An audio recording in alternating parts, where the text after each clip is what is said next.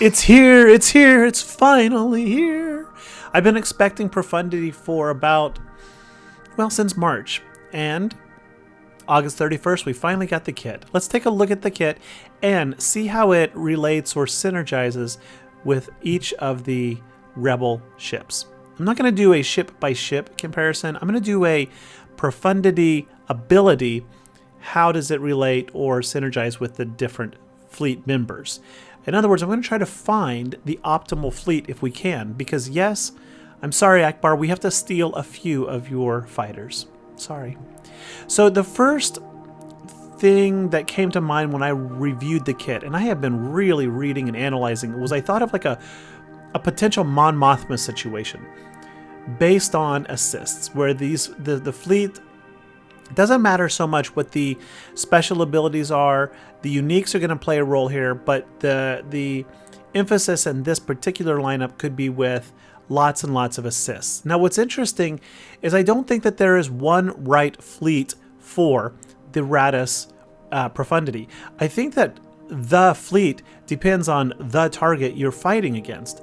This is one of the interesting things about the Raddus, is that the kit is really flexible and seems to have a lot of opportunities to mix and match with a bunch of different ships. So the Mon Mothma approach is, like I said, all about assisting the squad, right? When one character attacks, everyone else attacks. And you can kind of get that between Hans Millennium Falcon, the Raven's Claw, Bistan calling assists, Ghost calling assists, and then the Y-Wing having a 35% chance to assist whenever someone else does. And baked into the Profundity kit, there's a low but significant enough probability to call random assists throughout the match. And in this situation, you just got to look at who has the best basics and try to integrate those synergies. We're going to come back to this. The next fleet thought I have, the name Survive and Thrive, I just heard that this morning from guild member Vox, and he was thinking that this is a fleet that you just got to survive till the ultimate, similar to Raddus on the ground, the squad of Rogue One. And I'm not quite there with this one, but it is interesting that, again, in the kit, there is a lot of survivability in there. And I'm going to go through the kit in more detail, but we could just see the highlights here. That crewless in yellow, they gain 35% defense and max health. In green, and then blue below it, it says, enemy units, when they're defeated, we recover health and protection. When an enemy is summoned, rebels gain 100% protection up. When an enemy reinforces, rebels gain 150% defense. And there's some evasion opportunities there, that when a rebel evades, they also recover health and protection. So there are some very interesting opportunities here. And you'll see that in none of those three blocks are the ships all the same, right? Cargoes, we have 4 rebel cargoes. We got both of the Phoenix, Ghost and Phantom, and then the Outrider and Hans Millennium Falcon. And then for evasion, there are only 3 that I think have an evasion ability: Hans Millennium Falcon, Raven's Claw, and Phantom. But the real winner right there is going to be the Raven's Claw. And there's only 1 crewless tank, even though it's pluralized all through the kit, which makes me speculate and wonder, are we going to get a B-Wing? Maybe. All right, let's move on. So we got the Raddus Survive and Thrive. We got the Mon Mothma approach, mass assists. Let's actually see what the Profundity kit looks like. Let's start with the basic, no turning back. Now this one, the call to fame here is that the basic ability is going to allow you to target an ally for an extra turn, a bonus turn, if you will. So this is one of those strategic opportunities. You have to decide who on your team needs to go next and what can they do. And again, we got a lot of opportunity, right? If you choose, for example, the Raven's Claw, and you attack a target that is target locked, and it had Foresight, a lot of conditions, I know, but it gets Foresight easy, then it will double tap, call an assist, and dispel the target. Or conversely, if you target, say, the Falcon, he can do an assist, cleanse the target, and call an assist. If you target the Outrider, Then he can heal, he can do the concussion missiles, dropping somebody's turn meter, granting 25% turn meter to the whole turn, dropping their defense while upping your turn meter up to 25% on the team. And down the list we go. These are probably the 5 most significant bonus turn characters right here. Raven's Claw, Huntsman Falcon, Outrider, Ghost, and then I think that's a Cassian. Because Cassian can cleanse a team member, he can call a targeted assist doing a lot of extra damage with a guaranteed critical hit. And again, when there are critical hits, you have a 20% chance from Profundity to call more assists. So the big winners from the basic are these 5 ships on the right. Okay, what about the first special? The first special is my favorite. It's called Unconventional Maneuver, and it might as well be an insta-kill. Sincerely, the animation does not do this justice, okay? Look, they're going to target, in this example, the Outrider attacks 3 times, and then it attacks 3 times again. Because what happens is Unconventional Maneuver targets an ally to attack twice out of turn. There is so much flexibility here. If you, for example, target the Outrider, it will attack once for 3 attacks, then again 3 more attacks. If they all land at 6 hits, you have immediately inflicted critical chance down, breach, and burning on your target. Now, if you can get to 7 and then 9, you apply ability block and shield disruption. And now I'm going to show you how easy it is to get to 9. It is incredibly easy to get to 9. Even if you're not concerned about it, there's some cool shenanigans you can pull here. Let's start with the shenanigan number 1. If you target Hans Millennium Falcon, he's going to attack, doing high damage, hopefully, high crit chance, potential for an assist. His basic is guaranteed to call an assist. If you happen to have, say, Biggs on the field, Biggs' basic applies target lock just like the Falcon. Now, the Falcon will attack again, hopefully again it calls Biggs. You're guaranteed 4 attacks out of that no matter what. That also has a potential for 4 target locks. If Bistan is there, each target lock grants somebody through Bistan, a random character will gain 35% turn meter. So that's 35%, 35%, 35%, 35%. Odds are someone else is going to go next, guaranteed. Even if they were at 0, you got a good chance of somebody else going next. If everybody was like at 50%, they're probably going to outrun your opponents and take some extra turns. So this is the starting home 1 lineup, right? Hans William Falcon, Biggs, Bistan. It still has a very viable shot here, but I don't think it's the best. Here's something way better. Instead, you target the Outrider. The Outrider assists, 3 instances of damage. The Outrider assists again, 3 instances of damage. Both of those attacks, if witnessed by the Falcon, have a 50% chance to assist. So if the Falcon assists, it's either going to call the Outrider or someone else on the battlefield. I would also recommend having Raven's Claw out there, because if Raven's Claw assists, it's 2 more instances of damage. We're up to 9 attacks. We've got the shield disruption. If, hypothetically, Y-Wing is out there, it's going to see all of those attacks and have a probable chance to assist. And of course, of those 9 attacks, if any of them were crits, there's a 20% chance Profundity is going to call another assist. Okay? So that does require 4 ships. What does this look like if you only have 3 on the battlefield? Well, let's go Outrider, Falcon, Y-Wing. Same open. Outrider shoots again, you're up to 6 attacks. The Falcon assists by witnessing the double attacks. That actually just 3, right? Because you get the Profundity as a ship, and then 2 attacks by the Outrider, so you have 3 abilities used. Millennium Falcon is almost guaranteed to assist.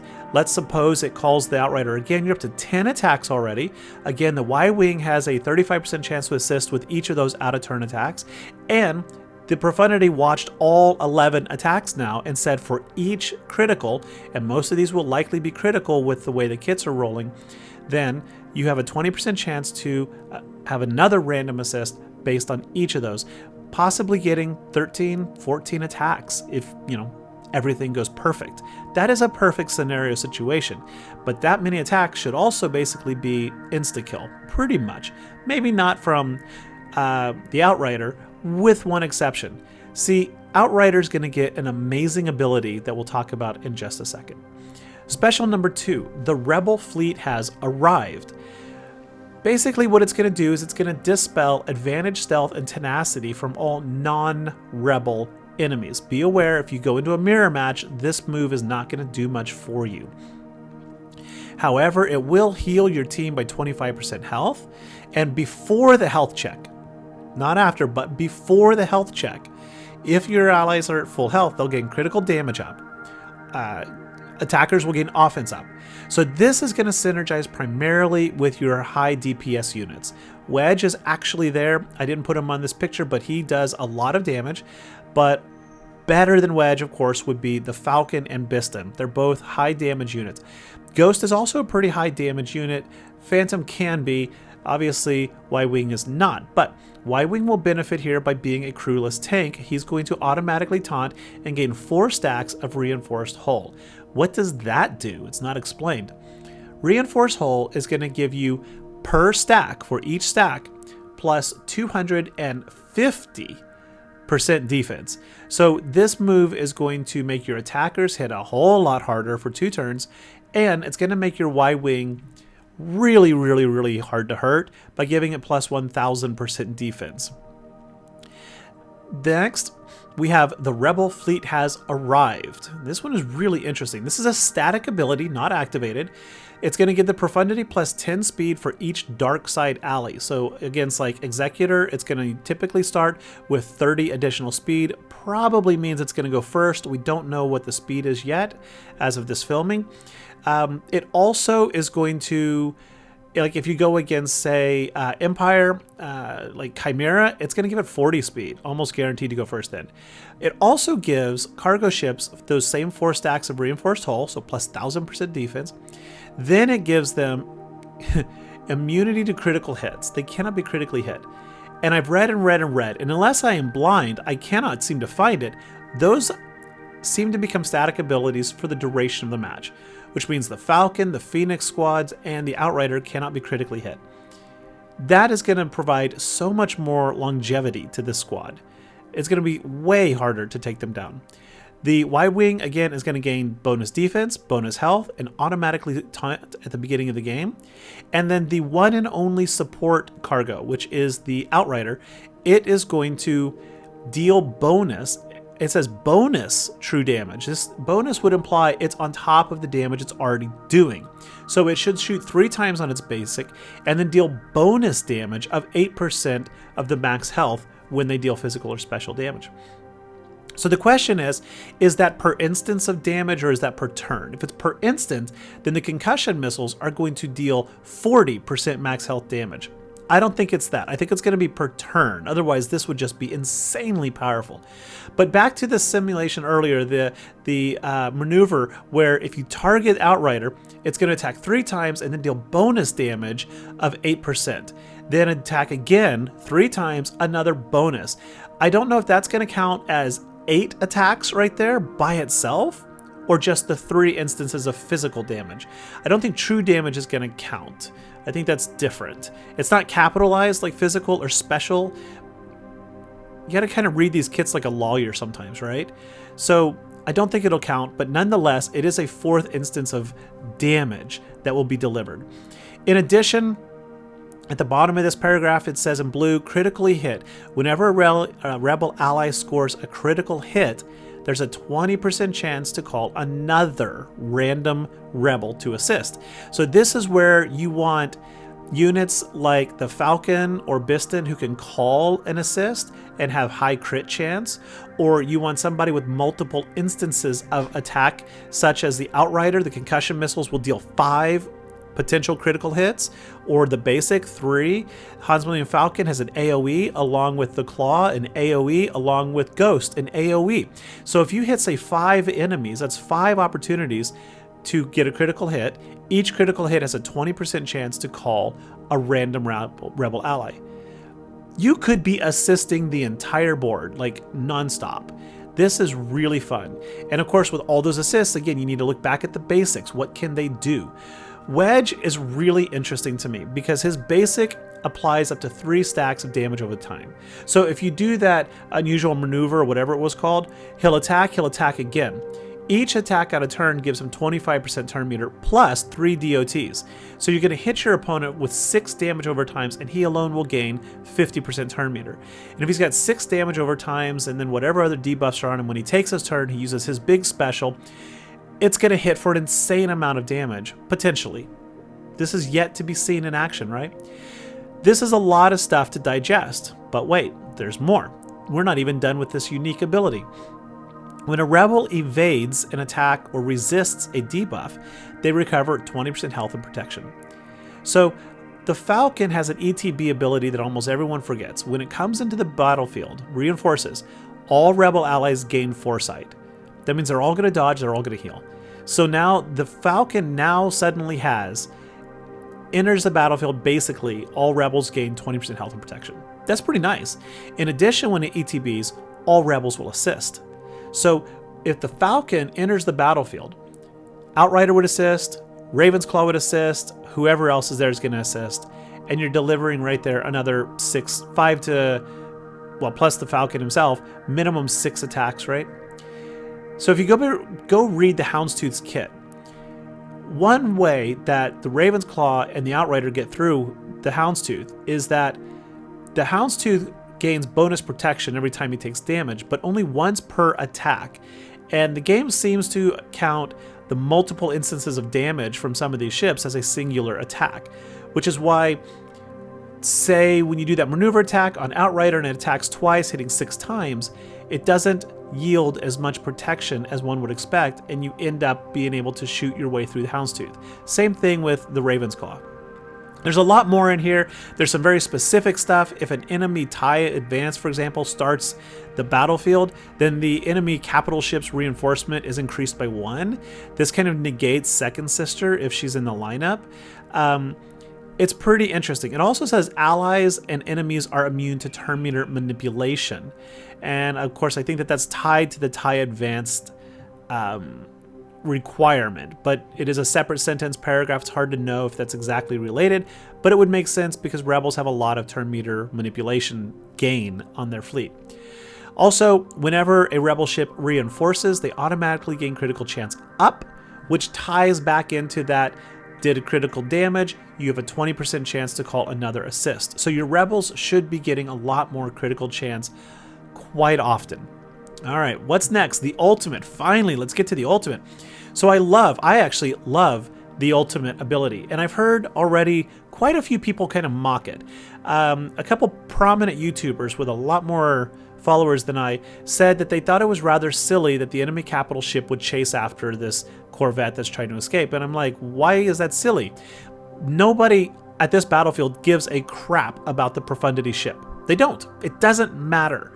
If you at the Battle of Scarif, the only thing that mattered to Lord Vader and the Empire was the recovery of the stolen data. That's it. Nothing else mattered at Scarif.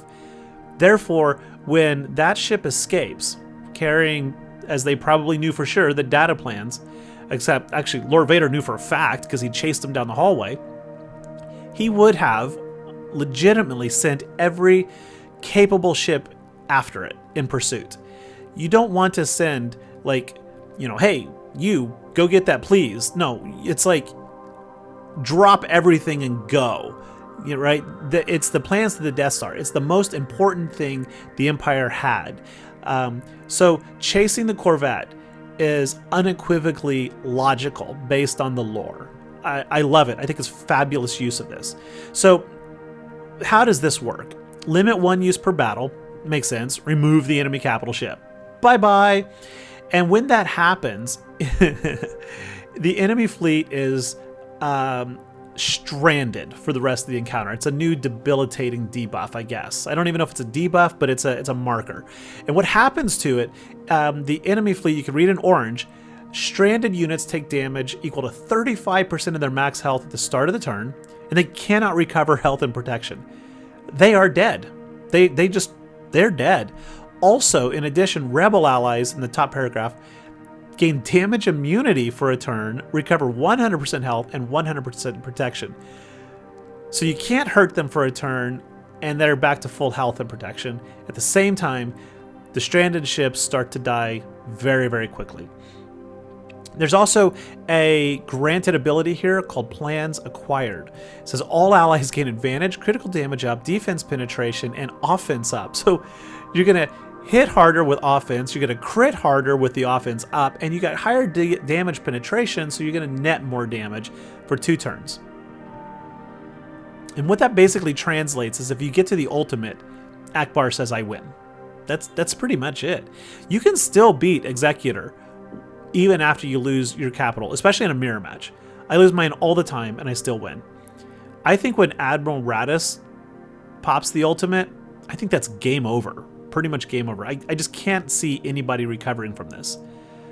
So, what lineups are gonna probably work and not work? Well, I call this one the B-. It's basically a variant of the current home one. Falcon, Bistan, and Y-Wing instead of Biggs. Y-Wing just makes so much more sense because of the crewless tank build in here. 35% more max health, 35% more defense. He gets 4 stacks of reinforced hull. But it's a B- because there's not a whole lot of synergy with some of the other kit abilities in here, like the maneuver that calls the double tap assisting, and some other stuff.